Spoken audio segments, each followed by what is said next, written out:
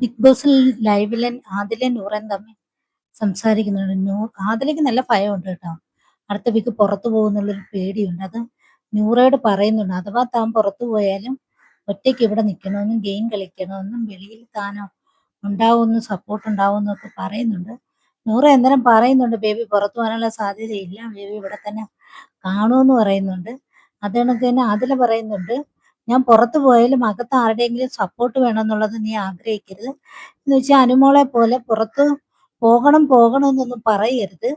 ഇവിടെ തന്നെ സ്ട്രോങ് ആയിട്ട് നിന്ന് കളിക്കണം. ആരുമില്ലെങ്കിലും ഒറ്റയ്ക്ക് നിന്നാണെങ്കിലും കളിക്കണമെന്ന് പറയുന്നു. ആരുടെയും കൂട്ടരുതെന്ന് പറയുന്നു. അപ്പം നൂറ് പറയുന്നുണ്ട്, ഒറ്റയ്ക്കാവുമ്പോൾ ആരെങ്കിലും ഒരു സപ്പോർട്ട് വേണമെന്ന് ആഗ്രഹം തോന്നും. അത് സ്വാഭാവികമാണെന്ന് പറയുന്നുണ്ട്.